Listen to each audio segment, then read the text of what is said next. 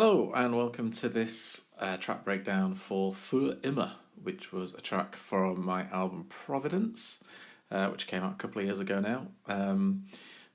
This particular track started life like a few of them did on Providence actually, when a label contacted me saying, would I be interested in making some sort of more ambient techno style stuff, and they would help to put it out. So I instantly said, yeah, go on then. That sounds cool. Everyone at the label seemed perfectly nice, and then they sort of just forgot about it and just never really released any of it, which was great, I suppose. So I ended up having all this stuff, this like kind of ambient-y techno stuff, with no real home for it. So that's when I started putting together Providence. And this one again started out as like a kind of big like ambient techno-y banger. It also sounded absolutely awful, so I'm very glad that that version never came out, and that I had the sort of like the mind to just go back and fix it all. And by fix it all, I mean take pretty much everything out and just start again. So that's what I did. I kind of started again. I slowed it down. I took all the kind of techno-y stuff out because it wasn't really working, and I turned it into more of like a very slow, kind of weird, creepy, but kind of melancholic, very Sigur Rós style kind of thing. I didn't really mean to sound so Sigur Rós-y, but like obviously me growing up was a massive fan of Sigur Rós, so it's maybe just sort of like something in the back of my head just kind of thought like, I tell you what, let's make some Sigur Rós style stuff or something, I don't know. But anyway, so yeah, here we go. This is Für Immer. So here we are with another Ableton session, Ableton 7 as usual, because my laptop and everything is so old it won't take anything past this particular version of Ableton. Anyway, yeah, so as I said in the intro, like this started life as a kind of more techno banger, and it sounded very crap. But so I mean, as you can see, the whole thing has channel number 1 loops, which, as you can guess, is just a bunch of guitar loops. So they're kind of like on this auto filter thing. If you saw the track breakdown on patterns, you'll know that the auto filter is in there as well, and it basically just kind of takes the audio and just kind of filters it in and out for you. So like different frequencies are kind of like coming up and down and up and down, so it kind of gives it a bit more movement. And that's kind of what I wanted, because without that it just sounds like that, and it's like, okay, that could work on something if you just put a bit of reverb on, but I really wanted it to, sound a bit weirder, sound a bit creepier, and it didn't really work without the filter on, with all the rest of the track, which is building up. So the drum loop there was just a sort of weird, I think it's from a modular ambient sample pack. Yeah, so it should sound sounds fairly similar, to be fair. I basically just detuned it a little bit and sped it up, so it sounds like that.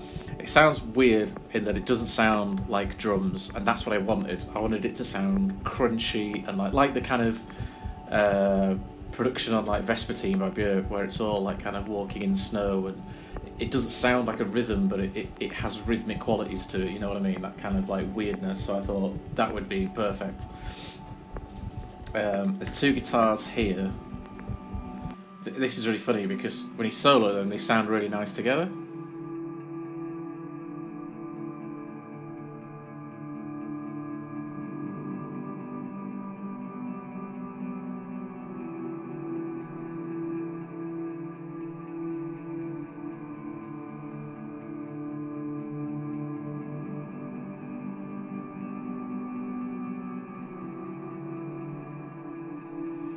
They sound really lovely, and I think it was a happy accident as well, because I didn't quite intend for them to sound so like melancholic and so like Sigur Rós. I mean, you could just hear Jonsi kind of sing over that, kind of. You can just hear that vocal, but when I kind of put them together, I was like, oh wow, this is really nice.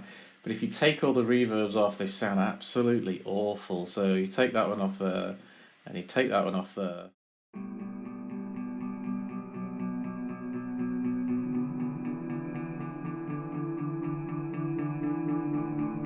Like strums, it's really weird. I don't know why I did that. So anyway, I tried to mask it by just swamping it in reverb, which is what I do a lot of the time. But yeah, they sound really nice. So like, they also kind of make up, a big backbone of the track, because they don't disappear. They're just kind of sat there for the whole thing. And then the rest of it is just basically kind of pinging in little bits of melody from various sources. So we've obviously got this humongous bass that again anchors a lot of the stuff and helps, because the drum isn't really a rhythm, so it helps that the bass is in some sort of like timing and structure, and that kind of anchors the rest of it. But that's just the usual kind of like reface bass that I always use. I've added a bit of chorus just to thicken it up. Sounds quite flat there, but with a bit of chorus it kind of gives it a bit of a sheen on it. It's quite nice. And then I just added some pianos. This is from another sample pack, a modular ambient one again, I think.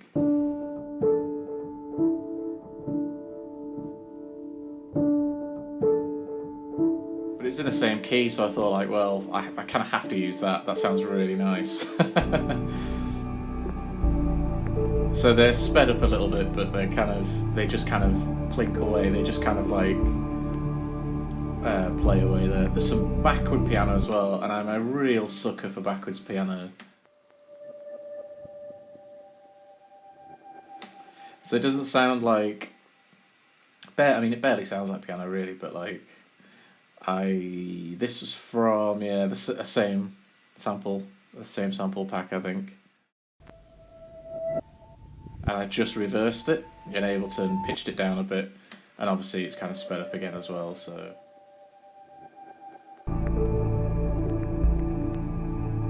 that they work really nice off each other. So everything, there's a kick as well, just not really doing much. Just doing that, but like, again, it gives it a bit more of an anchor and a little bit of percussion. Just to give it a bit of, interest, to kind of move the track on a little bit. A bit of backwards piano, and the piano is kind of all pinging in now. I don't know if you can see that, there's a tiny sample here. And I cut up like a reggae sound clash like ages ago. This was years and years and years ago. And I basically just chopped just a little bit of a guy kind of screaming. It should sound like that. But then when you add reverb and delay, it gives it quite an anguished feel. I don't know how, but I didn't even know that was in there either, to be honest with you.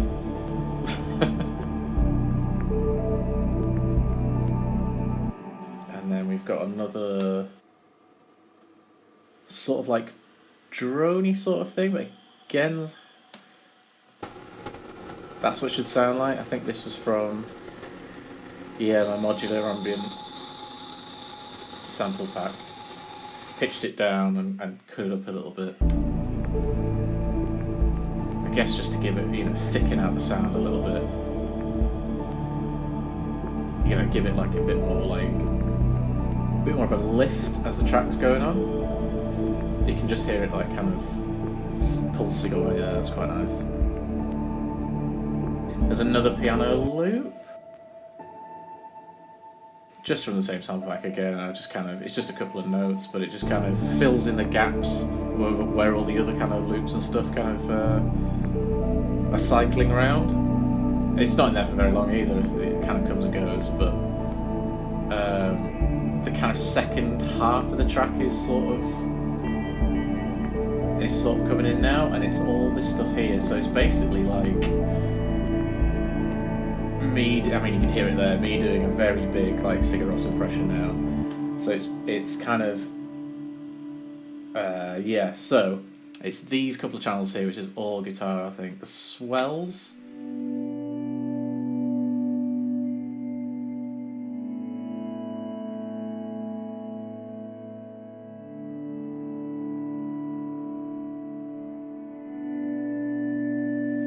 which is me just kind of playing a chord and then like turning up the volume knob on my guitar basically to make it sort of swell,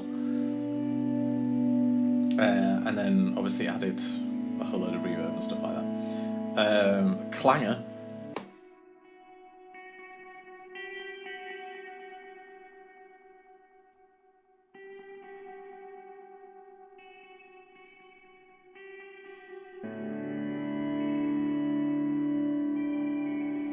Really subtle, like kind of post-rock, the most post-rock guitar you've ever heard in your life, but it kind of works with the swells to kind of, in between the gaps of the swells, there's something like kind of tugging on your heartstrings a little bit, there's something there kind of giving a little bit more emotion. And then something I've called ethereal riff. It's very grand of me, isn't it?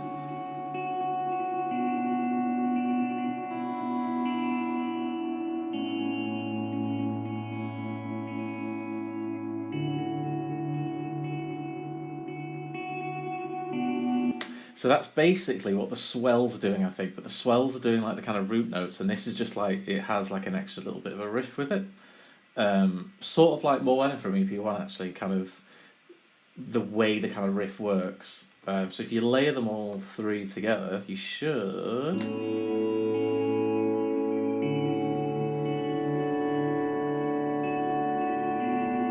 So there's a lot of reverb, there's a lot of delay, but they all kind of like bleed into each other, and it kind of somehow sounds like they're out of time as well, but just by a little bit. But I really like that feeling of it. It works really nicely with everything else, so I just left it. Didn't want everything like too perfect.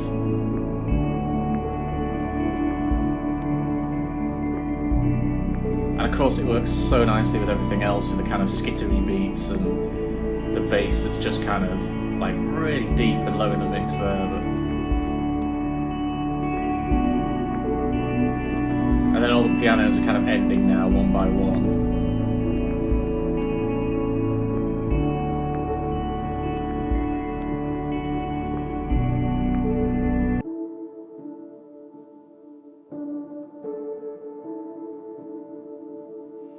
That's another little trick I sometimes use, of just like, as something's ending, instead of fading it out, which is what I've done on that one, on the ambient one there, just putting a load of... I should have put a bit more actually, because you can barely hear it there. I should just maybe started it around there and done that. So as the kind of stem's ending, as this kind of thing's ending,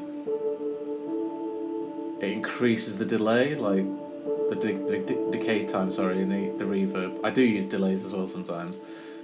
And it just goes up and up and up and up, and it just kind of gives it that strange kind of feeling like it's finished, it's ending, but like it ends on like a kind of like big sort of, you know, crescendo, and it just kind of like fades off. So yeah, all the pianos are kind of, even these two like original Sigur Rós guitars are kind of finishing now.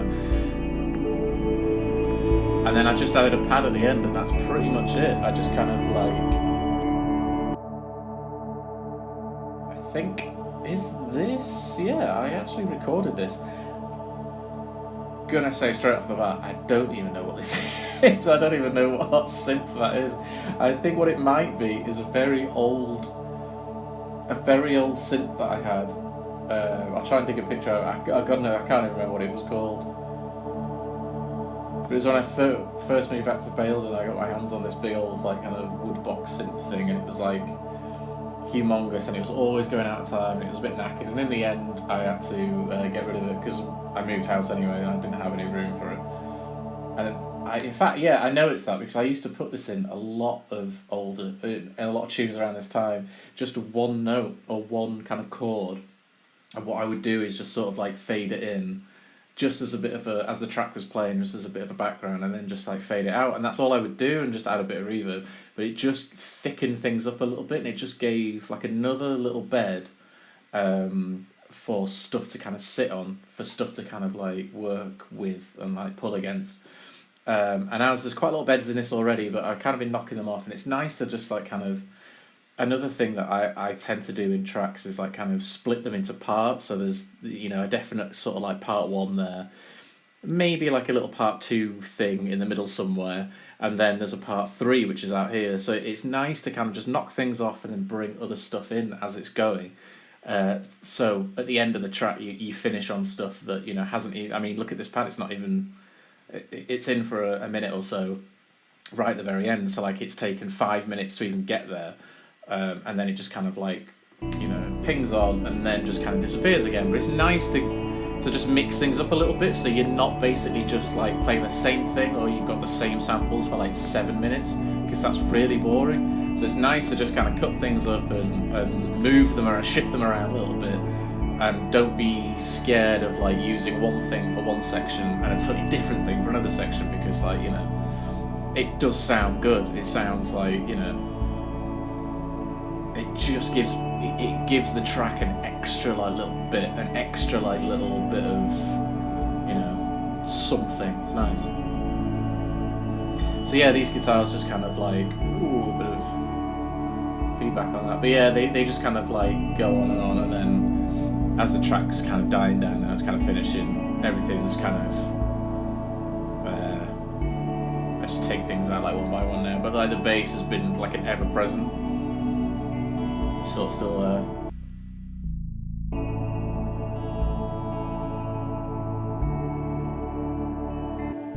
then I think it actually finishes with the pad's still going with the loops.